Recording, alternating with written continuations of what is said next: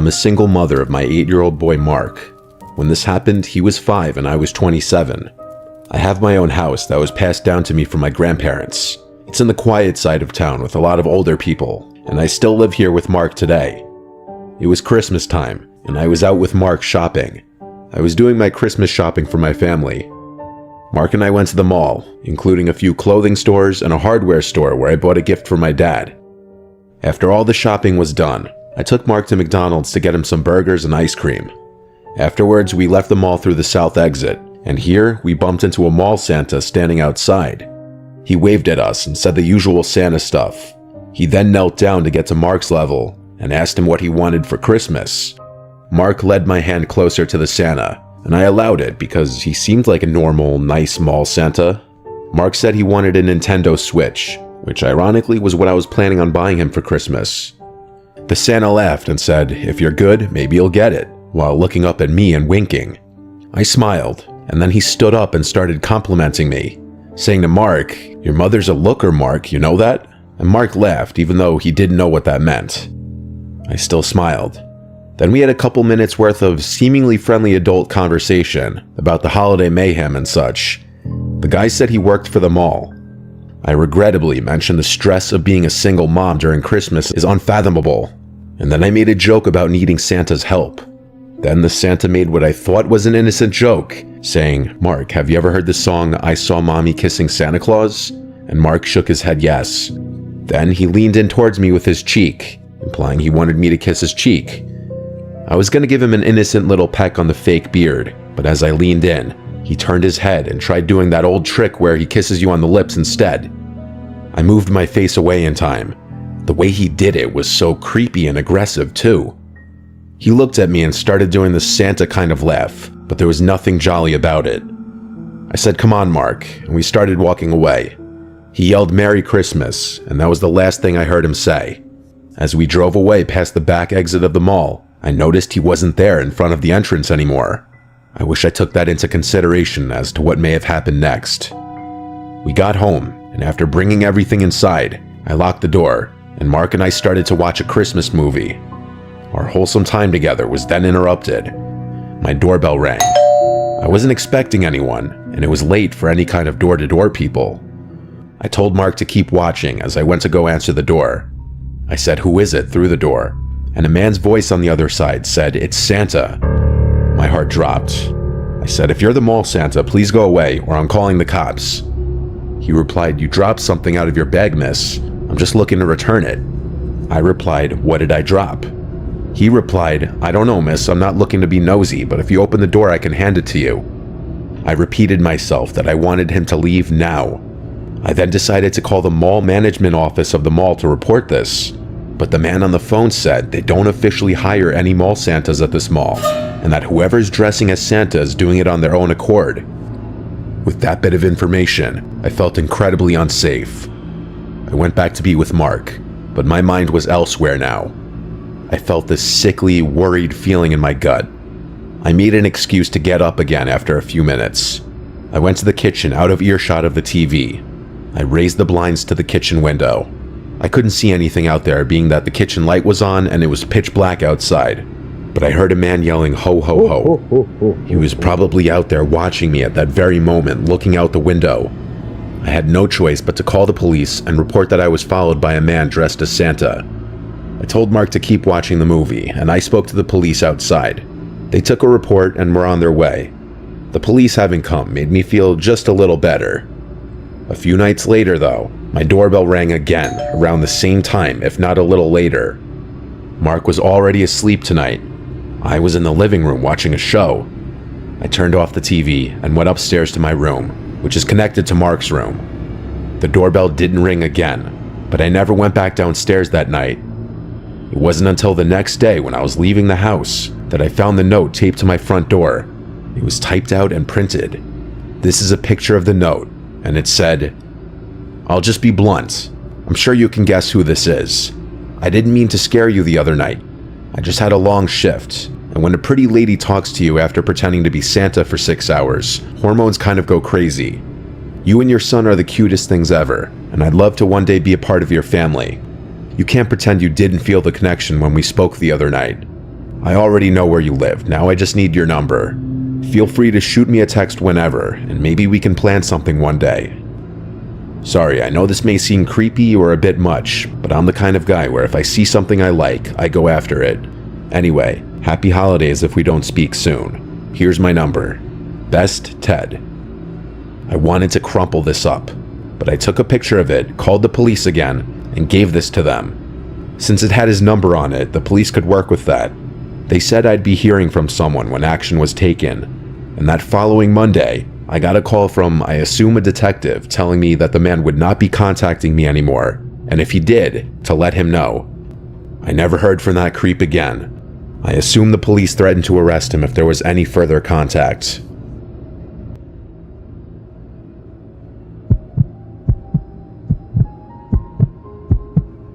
This is a short but scarring story nonetheless from my early childhood.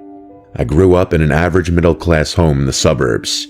My sister and I were huge fans of Christmas as kids. I had to be like 6 years old when this happened, because we had just moved to our new house. This is one of my earliest memories in life that I remember vividly just because of the gravity of it. On Christmas Eve, I would always have trouble sleeping, even as a young kid, just due to anticipation. I would stay up really late playing video games in my room on my old box TV. I'd play until I just fell asleep from exhaustion. This night in question, I was playing a Star Wars game for the PS1, and when I had to go to the bathroom, I turned the volume down low and quietly snuck out of my room, because I knew my mom would get mad if she heard me sneaking around on Christmas Eve night. I snuck to the upstairs bathroom, and when I was done, I was quietly going back to my room, when I heard the sound of the tree rustling around downstairs. My first instinct was to think, Santa. I started tiptoeing down the stairs until I got to the bottom. The sound of the rustling pine needles was louder now. I peeked around the bottom wall of the stairway into the living room. There were no lights on, except for someone holding a flashlight. I could see only the person's legs as they were bent over behind the tree. There was a black bag on the floor, and this random adult man came out from behind the tree and looked at me. He looked at me and put his pointer finger up to his mouth, and he made a shushing motion with his lips. He whispered, "Yes, I'm Santa." I was old enough and smart enough to know that wasn't what the Santa I grew up knowing looked like. I started screaming for my mom and dad as loud as I could. I remember the man started freaking out, deciding whether or not to take the bag he filled with our gifts, and he ended up running away to the front door. I don't remember if he had to unlock it or if it was already unlocked or not. I just remember him leaving through the front door, and seconds later my parents running down the stairs. I'm sure I screamed there was a man in here, and them seeing the black bag on the floor filled with our would-have-been stolen gifts proved that. Here's where my memories started getting fuzzy, so I had to ask my parents what happened next. But my dad told me he went outside in his slippers and ran all over the place ready to kill someone. Half the ornaments on the tree were taken off and in the bag. What kind of sick, evil person steals people's sentimental Christmas ornaments? According to my dad, the method in which the man broke in was the back door, which it appeared he yanked open with a crowbar due to the chipped wood. A house a few blocks away had also fallen victim to this, and it was on the news. It was most definitely the same guy. I don't remember much from when I was 6, but this is a memory that most of it still sticks in my brain like it was only a few years ago.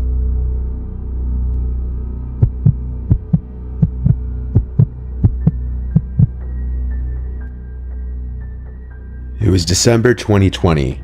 My fiancé and I bought a house together a few years ago. It's a cute house in a decent neighborhood, a nice area to raise a family. That's why what happened 2 years ago was all the more shocking and disgusting. We know all of our neighbors, both our next door neighbors and the 3 closest neighbors across the street. Everyone is friendly enough, but you truly never know the skeletons hidden in someone's closet. Our neighbor Paul to the right always seemed nice the few times we'd speak, but he never really spoke too much. I'd see him outside almost every day, either coming or leaving for, I'm assuming, work, though I never knew what he did for a living. At this time, I hadn't seen the guy in a few days, and his car hadn't moved from his driveway. Obviously, that in of itself isn't any cause for alarm. All of the neighbors, including Paul, had their lights up already. I found it interesting how Paul, a single man in his 40s, would put lights up. I actually found it kind of nice. I was late to the party putting my Christmas lights and decorations up outside one night. While doing so, I noticed Paul's Christmas lights out of nowhere started flickering like crazy. All of them, not just one strip of lights. It looked like it could have just been faulty wiring or some electrical glitch. The next day, I left for work around 10 and noticed again Paul's car was still in the driveway. I also noticed all the blinds in his house were still closed. Even when I got back from work, the blinds were all closed, but his Christmas lights were on, so he was definitely home. I joked with my fiancé that he must have been on some kind of hibernation.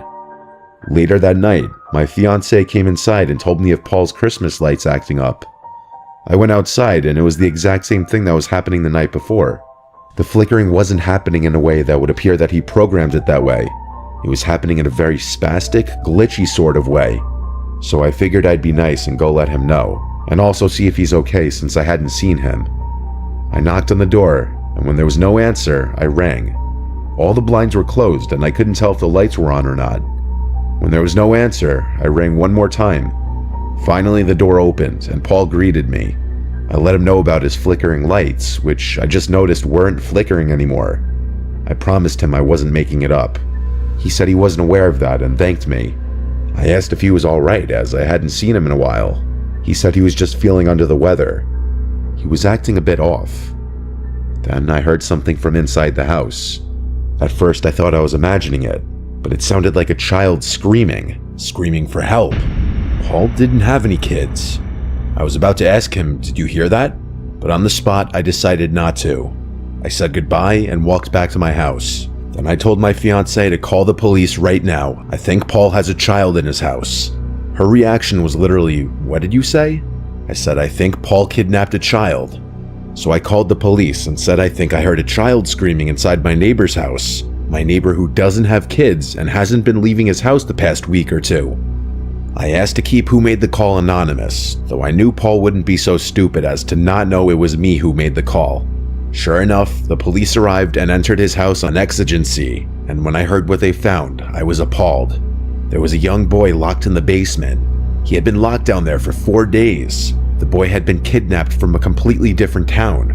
As far as the flickering lights, the boy was a genius and somehow found a way from the basement to flicker the Christmas lights as an attempt to call for help and get someone's attention outside, probably whenever he saw someone through one of the blocked-off basement windows.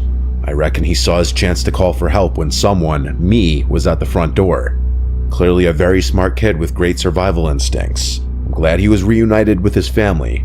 I don't want to know what was done to him, but I hope he lives a normal life and has put this behind him.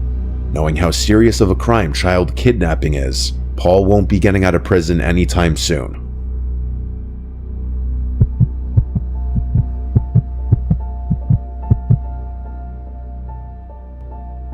I was home alone one weekend, so my girlfriend Jenny came over to spend the weekend with me. It was the middle of December, and Christmas festivities were in full swing. Jenny wanted to watch Christmas movies tonight, so we ordered food, drank wine, and sat by the Christmas tree in the living room watching Christmas movies. We started with The Polar Express, then we started watching Elf. We ran out of wine, so I decided I'd run to the liquor store down the block to get more. It would only take 10 minutes anyway. It was a Saturday night, so they were open later. The usual cashier was working, and I got stuck in a conversation with him like I always do whenever I go there. Mid-conversation with him, I felt my phone vibrating in my pocket. I checked my phone to see it was Jenny. I interrupted the cashier saying 1 sec, and I picked up. Jenny sounded scared, saying she keeps hearing noises from below the living room. That would mean the crawl space. I told her it's fine, there's nothing down there. She asked me to stay on the phone with her until I got back, so I did. I walked the 5-minute walk back home and Jenny was still on the couch. She had the movie paused still, saying that she was listening for sounds. When I asked her if she heard any other sounds, she said no. She asked what if there's an animal down there. I told her that's not possible as there's no openings from anywhere outside. I opened the wine bottle and we continued to watch the movie. It wasn't long after that we both heard a distinct thud type of sound from below us, from the crawl space. I looked at Jenny and she looked at me. She was right, there was something down there. I said, oh shit, there might actually be an animal down there. Once again, we paused the movie and I went to the closet with the attic door inside. I grabbed the flashlight on the ledge and went down into the crawl space. I stayed by the crawl space door and just did a quick scan of the place. There are a million boxes down there, so a small animal could have been hiding anywhere. It smelled like piss in there, which pretty much confirmed that there was something down there. I'm not an exterminator or pest control, so there was nothing I could do about it. I told my parents about it in the family group chat and told my dad he'd have to call pest control tomorrow. Then, as I was climbing back up the stairs, I heard something from across the crawl space. I don't know what it was, but something moved. I got scared that some animal was going to run at me, so I hurried up the stairs and shut the door. There wasn't much else we could do now except just go back to the living room and finish watching the movie. After Elf ended, we went to my room and eventually went to sleep. I woke up in the middle of the night having to pee really badly and with a throbbing headache. I got up and opened my bedroom door and looked down into the dark hallway. At the end of the hallway, I saw a person's silhouette. I almost screamed, but instead I closed the door quietly and locked it.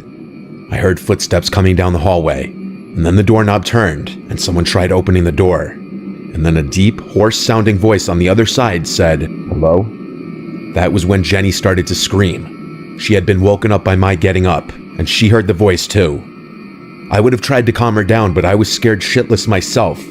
I did hear footsteps walk away from the door, and so I called 911. Waiting for the cops felt like a millennium. All I know is when the cops got here, there was no one else in this house. Whoever it was left. The smell of piss in the crawl space wasn't my imagination. There was literally a puddle of that person's piss on the ground, which is pretty disturbing because that would suggest that he had been down there for a while. While it was likely a homeless squatter, that didn't make it any less horrifying. My family didn't even believe it at first. I've never forgotten to lock the door ever again.